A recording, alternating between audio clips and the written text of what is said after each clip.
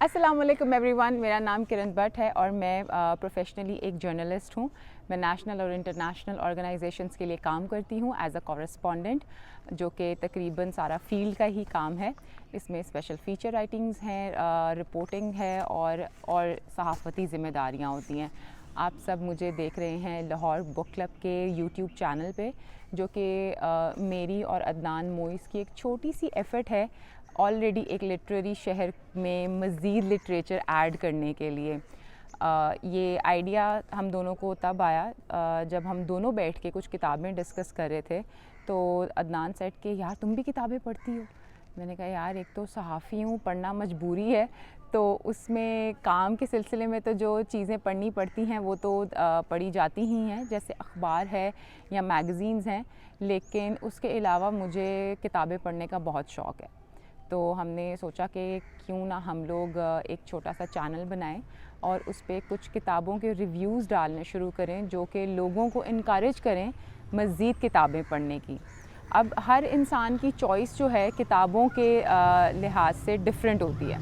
कुछ लोग फ़िक्शन पसंद करते हैं, कुछ नॉन फ़िक्शन पसंद करते हैं। जिन लोगों को हिस्ट्री का शौक़ है वो हिस्ट्री की किताबें बहुत पढ़ते हैं। कुछ लोग फैक्ट्स और साइंटिफिक रिसर्च की किताबें बहुत ज़्यादा पढ़ते हैं। तो हम लोग कोशिश करेंगे कि हम सब जो एग्ज़ाम हैं किताबों की उनको पढ़ सकें और फिर आपको बता सकें कि पर्सनल राय में कि वो किताब हमें कैसी लगी। हर किताब अच्छी होती है। सबसे पहले तो ये कोई ज़ाती तौर पे किसी चीज़ को अगर आप नापसंद करते हैं तो वो एक अलग बात है, लेकिन जब कोई किताब लिखी जाती है तो उसके पीछे बहुत मेहनत होती है, लिखने वाले की, एडिट करने वाले की, रिसर्च करने वाले की।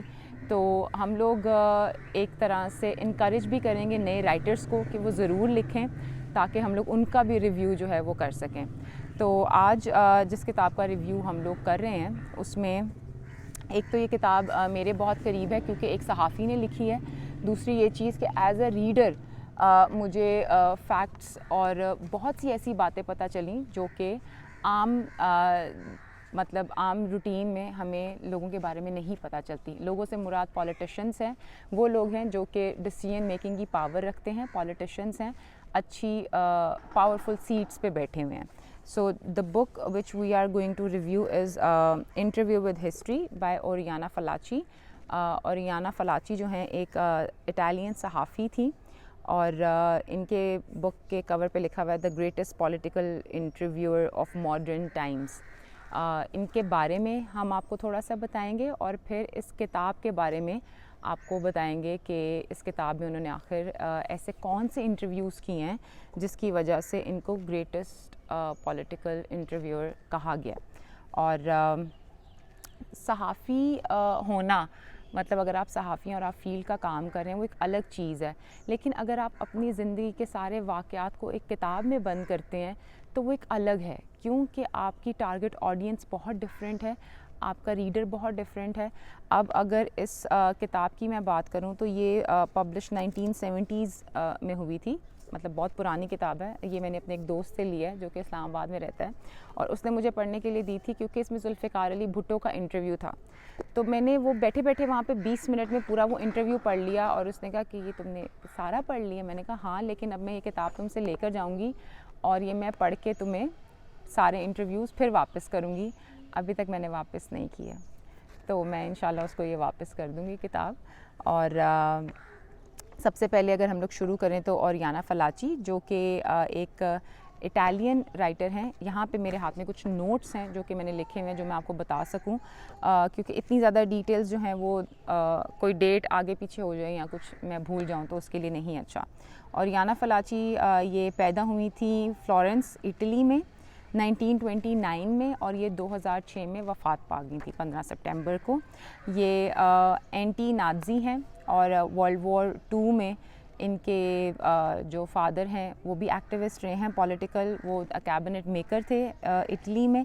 और इन्होंने यूनिवर्सिटी ऑफ फ्लोरेंस से जो अपनी तालीम हासिल की है वो पहले तो जो है वो मेडिसिन और केमिस्ट्री थी और उसके बाद इन्होंने लिटरेचर की तरफ अपना जो वो है सब्जेक्ट चेंज कर लिया, लेकिन बाद में ये ड्रॉप आउट हो गई। इन्होंने अपनी स्टडी पूरी कंप्लीट नहीं की और इनकी जो इंस्पिरेशन थी वो इनके अपने ही एक अंकल थे जो कि ऑलरेडी एक जर्नलिस्ट थे, ब्रूनो फलाची। और वहाँ से फिर 1960s में इन्होंने अपने ये जो इंटरव्यूज़ हैं वो करने शुरू किए एज अ स्पेशल कॉरेस्पॉन्डेंट। इससे पहले इन्होंने 1946 में एक इटालियन पेपर था, मैटिनो डेला इटालिया सेंट्रल, ये मैंने नाम गलत प्रोनाउंस किया होगा, जाहिर सी बात है, लेकिन आप तक नाम पहुंच गया है। ये वॉर कॉरेस्पॉन्डेंट रही हैं वियतनाम में, इंडो पाकिस्तान वॉर में, मिडल ईस्ट में और साउथ अफ्रीका में। तो वॉर को बहुत अच्छे से इन्होंने कवर किया है। और उसके बाद जब इन्होंने इंटरव्यू करने शुरू किए 1970s और 1963 में, तब एक हाइप इनके बारे में क्रिएट हुई और ये डिफरेंट मैगज़ीन्स और डिफरेंट न्यूज़पेपर्स के लिए इन्होंने किया इंटरव्यू। इनकी ज़ाती ज़िंदगी में she was in a relationship with Alexandro, जो कि ग्रीक पॉलिटिशियन थे और पोइट भी थे साथ, जो कि 1970 में एक मिस्टीरियस कार एक्सीडेंट में उनकी मतलब वफ़ात हुई थी, जिसको ये कहती थी कि ये असैसिनेटेड है, मेरे ये जो दोस्त हैं अलेक्जेंडर्स, ये एक्सीडेंट नहीं है बल्कि उनको जानबूझ के मारा गया है। तो ये इनके बारे में थोड़ी सी डिटेल है। इनको बहुत ज़्यादा अवार्ड्स मिले, इनको बहुत ज़्यादा इनके नाम से मंसूब इटली में सड़कें और स्ट्रीट्स हैं, क्योंकि इनको एक बहुत अच्छी जर्नलिस्ट माना जाता था, क्योंकि जिन लोगों के इन्होंने इंटरव्यूज़ किए वो बहुत पावरफुल थे। अब पावरफुल इंसान का इंटरव्यू और भी लोग करते होंगे, और भी सहाफ़ी करते होंगे, लेकिन जिस निडर तरीके से इन्होंने मुश्किल से मुश्किल सवाल उनसे पूछे, ये इनकी सबसे दिलचस्प एक चीज़ थी, जो कि पढ़ते हुए मेरे लिए भी बहुत इंटरेस्टेड थी। इनके साथ कुछ कंट्रोवर्सीज़ जुड़ी हुई हैं कि 9/11 के वाक़े के बाद इन्होंने बहुत एंटी इस्लाम जो किताबें हैं वो लिखी, और इनका नैरेटिव बहुत एंटी इस्लाम था। इनको कई ममालिक में, स्विट्ज़रलैंड में और डिफरेंट जगहों पे इस्लामिक ऑर्गेनाइजेशंस की तरफ से सू भी किया गया। अब ये थोड़ा सा इनका इंट्रोडक्शन हो गया है। फीमेल जर्नलिस्ट हैं, इटली से इनका ताल्लुक़ है, और ये पावरफुल जो इंटरव्यूज़ हैं ये कर चुकी हैं। अब आते हैं किताब की तरफ। किताब बहुत एक जिसे कहें, इसका एक नया एडिशन भी आया हुआ है, लेकिन मेरे पास चूँकि पुराना है तो ये बहुत ज़्यादा खस्ता हाल में था। यहाँ पे 14 लोगों के इंटरव्यूज़ किए गए हैं, जिसमें हेनरी किसिंजर, जनरल गायब, गोल्डा मेयर जो कि इज़राइल की प्राइम मिनिस्टर थी, हुसैन ऑफ जॉर्डन, यासिर अरफात, इंदिरा गांधी, जुल्फ़िकार अली भुट्टो, जो कि सबसे ज़्यादा मेरे लिए इंटरेस्टिंग था इन दोनों का इंटरव्यू पढ़ना, क्योंकि ये दोनों उस टाइम जो है वो पावर में थे और एक दूसरे को बहुत टॉन्ट करते थे। तो बाद में इसकी बहुत ज़्यादा मसले भी हुए इस इंटरव्यू के बाद। अच्छा, हर बंदे के साथ इनके मसले हुए। मज़े की चीज़ ये है कि इन्होंने इंटरव्यूज़ करते हुए ये एक तो इंटरव्यू जब हम सहाफ़ी करते हैं उसमें होता है ऑफ़ द रिकॉर्ड और ऑन द रिकॉर्ड, कि ऑफ़ द रिकॉर्ड जो बात वो कह रहे हैं वो हम अखबार वगैरह में नहीं छाप सकते, लेकिन अगर बाद में वो ऐसी कोई किताब लिख रही हैं या कुछ ऐसा मतलब पेपर लिख रही हैं, तो उसमें वो चीज़ें वहाँ जाते हुए क्या हुआ, उससे पहले क्या हुआ, उन्होंने कैसे उनको वेलकम किया, कैसे उनके लिए चाय और कॉफ़ी वगैरह लाएगी, वो सब लिखा हुआ है। तो ये बहुत मज़े का है। सबसे पहले इनके जो एक प्रीफेस में से मैं एक लाइन आपको पढ़ के सुनाना चाहती हूँ किताब की, जो कि मेरे लिए बहुत जिसे कहें कि इंस्पायरिंग थी एज अ जर्नलिस्ट, जहाँ पे इन्होंने ये बताने की कोशिश की है कि पुराने दौर में सहाफ़ी नहीं होते थे। सो हमें नहीं पता कि पुराने दौर में सहाफ़ी क्या मतलब कैसे इवेंट्स हुए हैं। Not today's history, because today's history is written the very moment it happens. It can be photographed, filmed, recorded on tape, in interviews with the few people who control the world or change its course. It can be transmitted immediately through the press, radio, television. It can be interpreted, heatedly discussed. For this reason, I like journalism. For this reason, I fear journalism. What other profession allows you to write history at the very moment it happens, and also to be its direct witness? Journalism is an extraordinary and terrible privilege. Not by chance, if you are aware of it, does it consume you with 100 feelings. Not by chance, when I find myself going through an event or an important encounter, does it seize me like anguish, a fear of not having enough eyes and enough ears and enough brains to look and listen and understand, like a worm hidden. in the wood of history. I do not exaggerate, you see, when I say that on every professional experience I leave some of my soul. And it is not easy for me to say, oh, come now, there is no need to be Herodotus. For better or worse, you will contribute a little stone to help compose the mosaic. You will provide information to help make people think, and if you make a mistake, never mind. ये जो एक चीज़ है कि हम जो journalist हैं, हमारे पास first hand information आती है, फिर हम उसको फ़िल्टर करते हैं और फिर हम लोगों तक पहुंचाते हैं. सो इसमें ऐसी बहुत सी बातें हैं.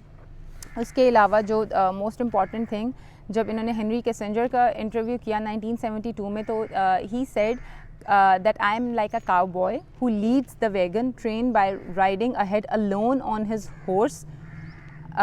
Claimed the single most he claimed after the interview that this interview is the single most disastrous conversation I ever had with any member of the press. क्योंकि उनका ये जो इंटरव्यू है ये प्लेबॉय में छपा, और क्योंकि निक्सन समझते थे या कहा जाता था कि वो हेनरी किसिंजर के बहुत नज़दीक हैं और ये दोनों एज अ टीम काम कर रहे हैं, तो जब उन्होंने अपने आप को सोल हीरो कहा कि मैं सब कुछ खुद करता हूँ, तो उस पर काफ़ी ज़्यादा उनको बैकलैश सुनना पड़ा.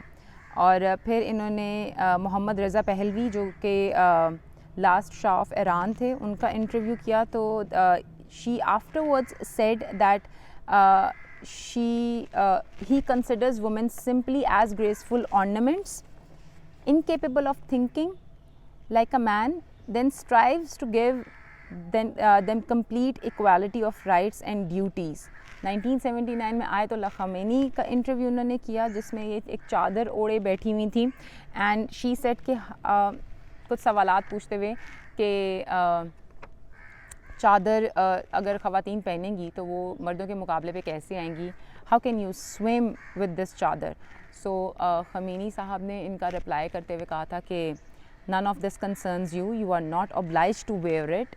And she abruptly said okay, thank you, I'll just get rid of this thing immediately. और उन्होंने अपनी चादर वहाँ पे बैठे हुए उतार दी थी कि मैं ये चादर नहीं पहन सकती while I'm interviewing you. तो इस तरह के बहुत मज़ेदार किस्से जो इस किताब में लिखे गए हैं, उसमें जुल्फ़िकार अली भुट्टो से रिलेटेड जो लिखे गए हैं, और फिर इंदिरा गांधी ने जो उनका रिप्लाई किया है, वो उस एक लाइन में I can tell you when she asked him, Zulfikar Ali Bhutto, about Indira Gandhi, that you two really can't stand each other, can you. So Bhutto साहब replied that I don't even respect her. To me, she is a mediocre woman with a mediocre intelligence. There is nothing great about her. Only the country she governs is great. I mean, it's that throne that makes her seem tall, though actually she is very small.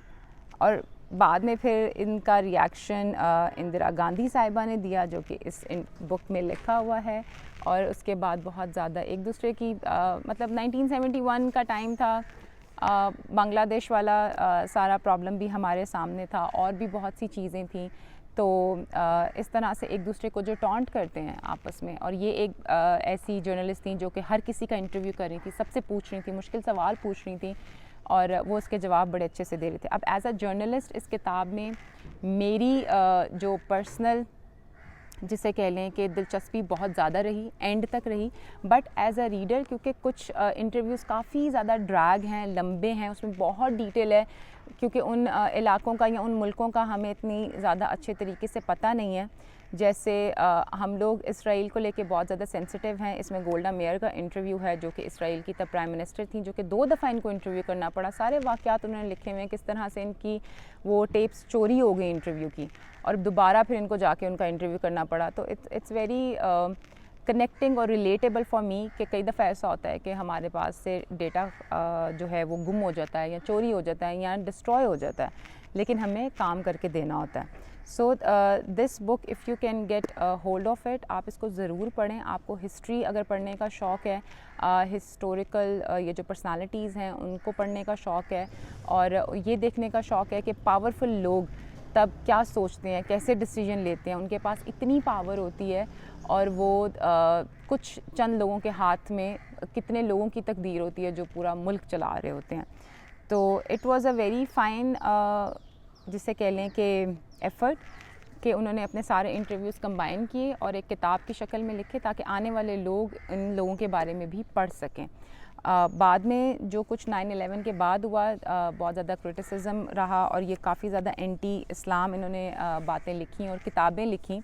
वो एक अलग story है। हम लोग कोशिश करेंगे कि अगर उन किताबों का भी रिव्यू हम लोग कर सकें तो वो हम लोग पढ़ के आपको ज़रूर बताएंगे कि उन किताबों में क्या लिखा हुआ है, ताकि आप लोग उसको पढ़ सकें। अब सारी डिटेल मैंने आपको नहीं दिया। हर इंसान, हर पावरफुल इंसान के साथ एक बहुत मज़े का किस्सा इन्होंने जोड़ा हुआ है। जब ये वहाँ जा रही थी या वहाँ बैठ रही थी, कैसे बातचीत हो रही थी, तो आई गेस के बाकी की डिटेल मैं आपको नहीं दूंगी। इतनी डिटेल्स बहुत हैं आपके लिए कि ये बहुत इंटरेस्टिंग बुक है अगर आप फ़िक्शन जो है वो नहीं पढ़ना चाहते। हम लोग आपके साथ मज़ीद किताबों का रिव्यू भी शेयर करेंगे। तब तक एक छोटा सा मैसेज है सबके लिए, आप लोग ट्रैफिक रूल्स प्लीज़ ज़रूर फॉलो किया करें और एक मोटो अपना बना लें कि दूसरों को रास्ता देना है पहले। ये आपके बहुत काम आएगा। सड़कों पे जब हम लोग जाते हैं, आप गाड़ी ड्राइव करें या आप मोटरसाइकिल ड्राइव करें, एक छोटी सी चीज़ रखें अपने पास कि आप दूसरों को रास्ता पहले दें। किताबों से मोहब्बत करें, किताबें पढ़ें और प्लीज़ काइंडली हमें कमेंट सेक्शन में बताएं कि आप कौन सी मज़ीद किताब का रिव्यू जो है वो चाहते हैं कि हम लोग आपको करके बताएं कि ये किताब कैसी है। तब तक के लिए अल्लाह हाफ़िज़।